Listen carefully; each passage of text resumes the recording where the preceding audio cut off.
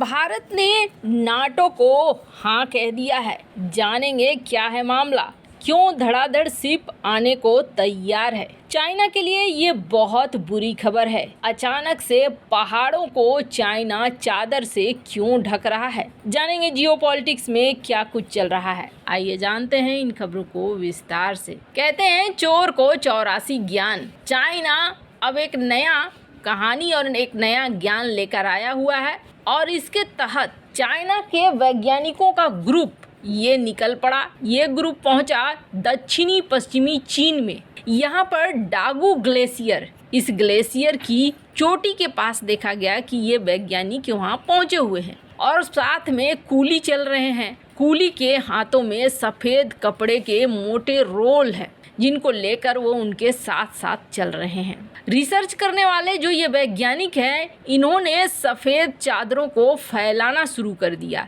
वैसे जो इलाका देख रहे हैं वो इलाका ग्लेशियर वाला इलाका है, यानी बर्फ ही बर्फ है। अब यहाँ पर इन्होंने अभी शुरुआत किया है, लेकिन इनका इरादा है 4300 वर्ग फुट तक इस सफ़ेद चादर को फैला देना। इसे एक तरीके से समझे तो पहाड़ को सफ़ेद शीट से ढका जा रहा है। वैसे ये जो इलाका है, ये इलाका करीब 4300 स्क्वायर फीट ग्लेशियर का कवर किया जा चुका है। आप समझ लीजिए कि इतने हिस्से में 2 बेडरूम किचन हॉल वाले एवरेज साइज के 2 फ्लैट आसानी से बनाए जा सकते हैं।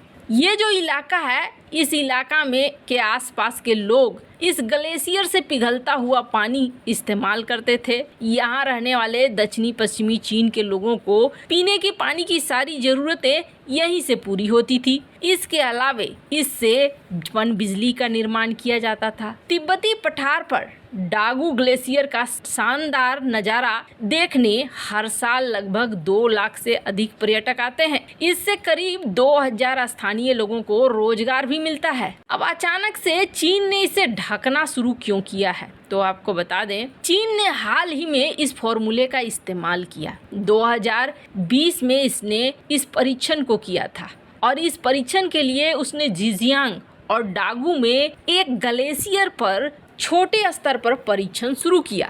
इसमें इसने क्या किया कि इन ग्लेशियरों को ढक दिया।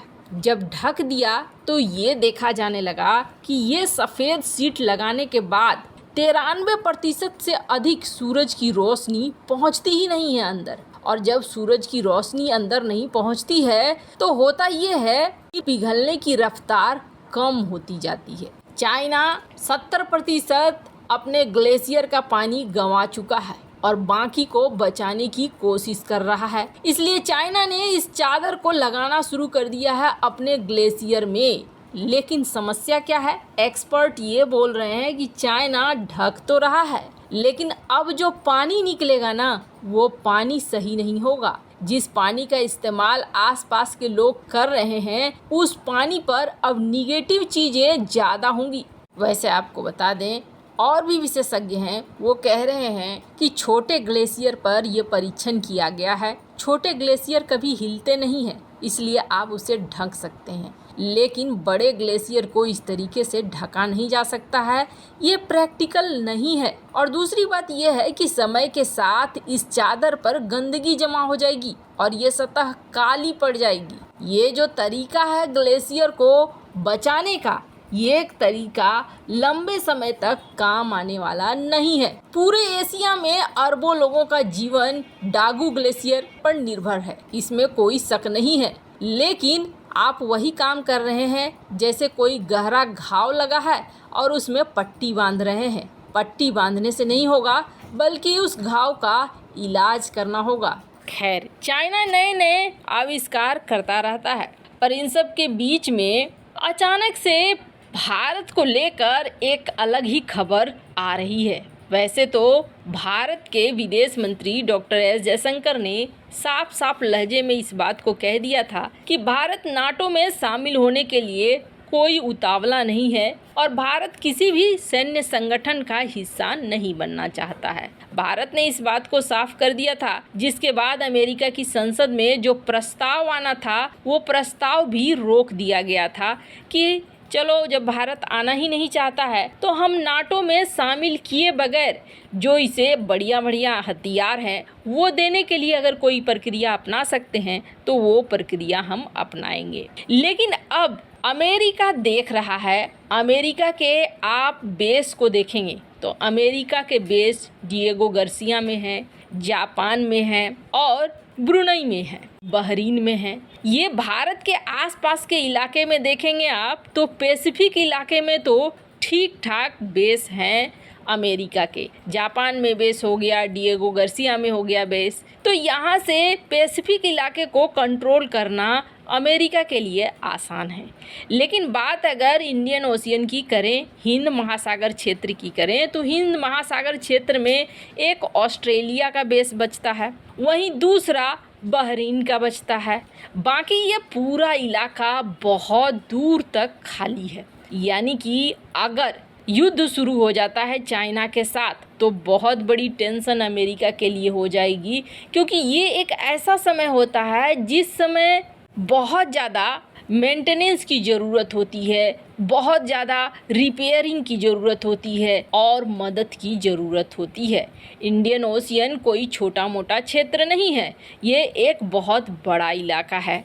अब इस इलाके में कोई भी बेस नहीं है अमेरिका का, और अगर अमेरिका का कोई बेस नहीं है तो युद्ध के समय में हालात कैसे होंगे। अगर अमेरिका को रिपेयर करना होगा तो अमेरिका के लिए बड़ी मुश्किल खड़ी हो जाएगी। वैसे आपको बता दें, चाइना ने अपनी नेवी करीब करीब अमेरिका के बराबर कर ली है और बहुत जल्द अमेरिका को पार भी कर जाएगा संख्या के मामले में। भले क्वालिटी के मामले में क्या हो और क्या नहीं वो युद्ध में पता चलेगा, पर अभी अमेरिका भी अपनी बड़ी सारी फ्लीट को यहाँ पर तैनात रखता है। 5th फ्लीट, 7th फ्लीट ये तो दोनों पैसिफिक में तैयार ही मिलते हैं, जापान में मिलते हैं और बहरीन में मिलते हैं। तो यहाँ अमेरिका भी सजग है कि एक्शन होगा तो रिएक्शन भी होगा।